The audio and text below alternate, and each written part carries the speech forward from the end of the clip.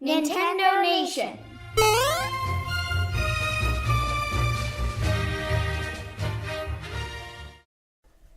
What's up, everyone? It's John from Nintendo Nation, and I'm back with another review, and I am so excited to be reviewing SteamWorld Quest: Hand of Gilgamech from Image and Form Games. The interesting thing about adventure card-based battle video games is there aren't as many as you'd think. Those that are out there are so few and far between, and it's fair to wonder why. The concept feels simple enough: draw a card from a deck on each turn, see it play out, and wait for the opponent's response. Deck-building strategy games, like Hearthstone or Gwent, though similar in style, usually don't include traditional turn-based adventure RPG elements. So when reviewing a game like SteamWorld Quest, there isn't a whole lot to pull on from past experience, at least for me. And maybe that's what makes it feel so special. From beginning to end, the game offers something that feels different, new, and well executed. At least from my experience, it's not such an easy task for developers to find the perfect mix of difficulty, skill, luck, and to make each battle fun enough for the player to not get burned out on the system. The approach that SteamWorld Quest takes for deck building and combat is refreshing and never feels dull. Mix in an extremely likable cast and an excellent RPG leveling system, and the game skyrockets to the top of the list for releases in 2019 so far. The most obvious comparisons for SteamWorld Quest would be Baten Kaitos, don't know how to pronounce it, and Paper Mario Color Splash. When Color Splash was shown for the Wii U, a lot of fans, including myself, saw some real potential of what might be. But really, it didn't meet my personal expectations, in part because of how easy it is. The battles never felt interesting or difficult in really any way, and it just wasn't fulfilling to battle. I've never played the Baten Kaitos games, but from watching a few gameplay videos, I can say that SteamWorld Quest is probably in the same realm in terms of battle, though this game does distinguish itself. Now, let's get into some of the specifics of the game. SteamWorld Quest follows a group of protagonists set off on an unexpected adventure. Armilly, the knight character and aspiring guild member, begins her story in search of a rare mushroom with her best friend Copernica. Copernica, the alchemist, would like to use the mushroom for its medicinal purposes. Armilly's intention is to impress the guild heroes so she can join their rank. After finding the mushroom, they return home to find their village set ablaze with an unknown force called the Void, intent on capturing all of the guild heroes in the town. It is soon learned they are the hand of the Dark Lord, and so an unexpected story of heroism and peril ensues. The character design in the game is really good. Armilly is a really cute and maybe a bit naive character who chooses to narrate her own adventures from time to time. This is a really small but important detail from the developers Image and Form added to the dialogue. Immediately, Armilly's narrations add comedic relief while also portraying her as someone who seeks her own sense of heroism. This is a really important progression for her character throughout the game, and it's a clever way to introduce it to the player. Gilgamech, the hero that banished evil, is Armilly's biggest inspiration, and she will reference that as each chapter plays out. Accompanying Millie on her journey is her best friend Copernica, and later their friend Galileo. Copernica is the alchemist of the group. She's level-headed and not so gung-ho on what's transpiring. She will often attempt to talk Armilly out of her recklessness and offer a different solution. The dialogue exchanges between these two, and really all the characters, is really smart and witty. Copernica's character arc is focused on her time at the local alchemist academy, where things maybe didn't work out as she had hoped. Galileo, the other friend of the group, lives in his mom's basement, reluctant to leave home, but happy to be the hermit and work on his inventions. His arc revolves around this, and what starts as a running joke becomes more personal as the story progresses. There are two other playable characters that will join up with the team. One is Auric, the old companion and partner of the fabled hero Gilgamech, and the other are the twin siblings Tara and Thane. As you might expect, things aren't as they seem, and events quickly unravel amidst the twists and turns of their adventure as the heroes try to stop the Dark Lord from bringing the evil back that Gilgamech banished long ago. The game is presented with beautifully hand-drawn artwork, each character design is unique and creative, and the landscapes and maps of the world are beautiful. Enemy design is good, though maybe not as varied as I would personally like for a game like this. Enemy assets are reused with different skins fairly often. That's an extremely common practice, especially for RPGs, so it's not too much to gripe about, but I would have appreciated a handful more unique enemies to fight in the 20 to 25 hour plus adventure. One small gripe I have about the presentation is how you traverse a labyrinth type level to progress the story. Each chapter has this, and they kind of feel a little samey, maybe not aesthetically, but just in terms of how the level plays out. Basically, you just travel through a very similar dungeon or map while fighting enemies and looking for loot until a boss fight at the end. Perhaps I'm selling the design a bit short though, because there are some puzzles to solve and moving through the maps never gets old per se. It's just that it becomes a bit predictable. This is the direction the developers chose, and while it's not inherently bad, it can get repetitive. Rinse, wash, repeat. Searching for chests that contain items, gold, and new cards never really gets old though, nor does fighting enemies, but there isn't much variety or surprises in the overworld. Except for this one time I ran into a duck mini-boss. Yeah, that was surprising. Now, let's talk about the absolute best part of SteamWorld Quest. The battle system is freaking awesome. It's so good. Remember I spoke of how the card battle system for Paper Mario Color Splash didn't really feel that good and it wasn't fulfilling to battle? Scrap it all with SteamWorld Quest. The battle system is engaging, difficult, strategic, and so smartly instituted by Image and Form. It is flawless in my opinion, one of the most perfectly crafted systems ever created.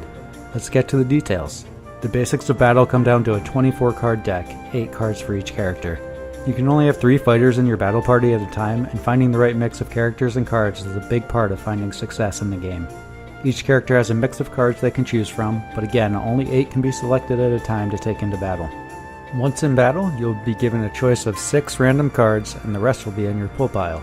You can choose to swap out 2 cards each turn, but you will not be able to use those cards until the next card shuffle, which happens when all 17 in your pull pile have been put into playable cards. Moving on. There are 4 types of cards, and now my students, I will teach you about Steam Pressure. First, we have your standard attack, buff, or debuff card. These cards don't use Steam Pressure, no. They actually add Steam Pressure, or SP, from here on, to your team. You'll notice a horizontal line of gear shapes at the top of the screen that will fill as you use these standard cards. Next are the skill cards, or ones that use SP. These range from 1 SP to, I believe there might be one card that uses 5 at a time, but most max out at 4. There's a number in the top right corner of the card that shows how much SP it will cost to use that card. Cards with more SP tend to be more powerful, but you won't be able to use them without SP, which you have to build up with the common cards. We also have cards that don't use any SP, but they also don't add any SP to your gauge. These cards have a number 0 in the right hand corner, and while you might think loading up on them is a good strategy, well, maybe it is. Last are cards with an X on them, and these can be used at any time, but their power is based on the amount of SP you have built up. Use them when your Steam gauge is full to devastating effect, or use them when empty to finish off a hero combo. Again, it's all up to you how you want to play the game and what strategies to employ. Experimenting with different deck builds for each character is really great, and what's awesome about SteamWorld Quest is that you can change how each character plays based on their deck build. You want Copernica to be your attacker? Load her up with spells and damage cards. Or would you rather her be a standard alchemist, meant to help the team but deal little damage? Adjust your deck so she can utilize that skill set. All 5 playable characters have around 25 cards to choose from by the end of the game, and with only 8 in each build, it's really easy and fun to experiment with different playstyles. This is one of the most interesting parts of the game because I'm not even joking when I say each character can feel completely different, like 2 or 3 different types of fighters based on their deck build. It's absolutely brilliant game design, but it doesn't even stop there. Your team can pull off combos in battle. There are 2 different types, but the most common one is using 3 cards in a row on your turn from the same character. This is where strategy comes into play because when you activate this character combo, the same character will automatically play a 4th card.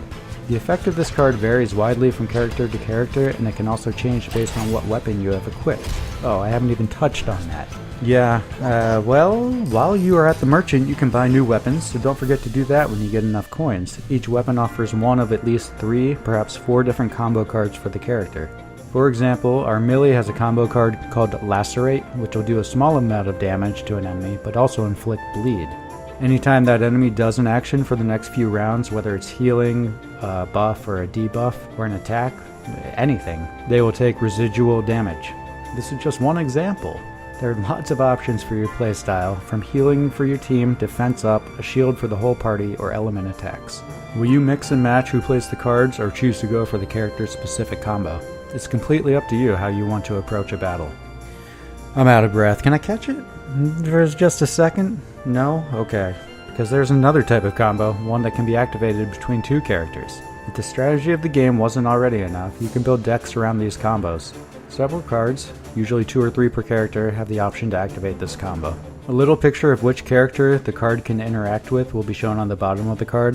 One such card of Copernicus, when used after a card played by Galileo, grants healing to the entire team.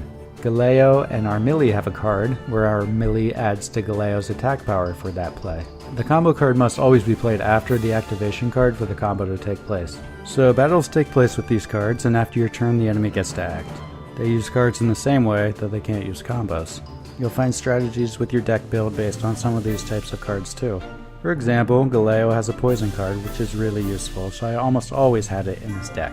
What feels almost like an afterthought to the game, you can also play item cards to heal, revive, or cure your team of debuffs. These cards can be found in chests or from winning battles or bought at the vendor. Sometimes you'll need to stock up on these for some of the more difficult boss fights, or if your team isn't leveled high enough. Your team will add more cards by finding chests and buying new cards from the vendor, or from important story moments. You can craft new cards from the merchant too. These you won't find anywhere else in the world, so check in with the traveling vendor often. On top of this, some cards can be enhanced to make them even more powerful. You'll need golden items that you receive from winning battles in order to upgrade and craft new cards. And one last thing, cards will have a standard passive upgrade in damage and effectiveness as your characters level up. So if you like using a specific card, it will always keep its usefulness. I found nice deck builds that I had success with, but in reality, you will find a deck that probably looks nothing like mine and you will crush with it.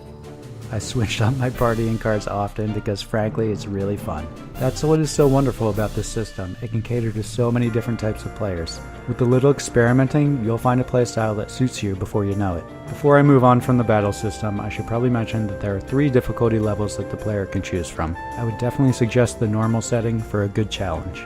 The middle ground is perfect. Still difficult if you don't have a proper deck and or party build, but not so difficult to feel unfair. If you're up for a challenge, later in the game you can unlock an arena-style battle challenge where your team can earn gold, items, and new cards. Cool part about this mode is that there are different scenarios to overcome. One example is that your entire team is poisoned throughout all the battles and cannot be cured. Again, this mode, like all the battles in this game, is stellar. The soundtrack for the game is also excellent. It has this very heroic and adventurous feel, but also playful. It is often driven by a violin and piano, and it's just really well done. The battle music and boss music is recycled throughout the game, and each area has a unique track or two, and really it's a little difficult to put into words how well the soundtrack suits the game. I think the soundtrack is extremely focused. It's wonderful. I think it elevates the game to an even higher standard, and that is something that, on top of all the other great things about the game, was the final piece of the puzzle for me when considering what score to award SteamWorld Quest Hand of Gilgamech. If you haven't noticed by now, I love the game. The story is fairly engaging and has some very real moments as the characters unlock the mysteries of their situation and their battle against the Dark Lord and the Void Army. I am intentionally being vague with the story though, as not to spoil anything. It ends in an epic battle that for me lasted 67 turns on normal difficulty. Even standard battles feel difficult in this game, and I love a game that makes you work a little bit for the glory. The soundtrack, though maybe a bit understated, is wonderful and instills the player with the theme of the game, heroism. The repetition in the enemy design and overall style of the different areas in Overworld are my only real gripes, and those are very small. The deck building card system in SteamWorld Quest is one of my favorite battle systems in all of gaming. It can't be overstated. Image and form have something so special in this system, so organic, it comes together in a way that works on all fronts. There are no flaws in the deck building, the team building, steam pressure, the leveling up, the weapons and items, the management and pacing of funds. The cards have tons of variety that allow the player to pick and choose a suitable playstyle. Battles are balanced and almost always offer a challenge. Even common enemies can cause some problems. I can say this without hesitation, the card system in SteamWorld Quest is perfect. I don't see any way it could get any better. I think this game is so good, exceptional really, that I would recommend it to anyone. It is the type of game that transcends preferences, in my opinion. One that should be experienced not just by RPG lovers, not just by indie fans. It is a game that shouldn't be missed. A generational achievement that pushes and expands the card battle genre into new territory. It is excellence that is rarely seen, the best battle card RPG ever made, probably, and it has instant classic written all over it. Nintendo Nation is in love, and I give it 10 heroic strikes out of 10, a perfect game.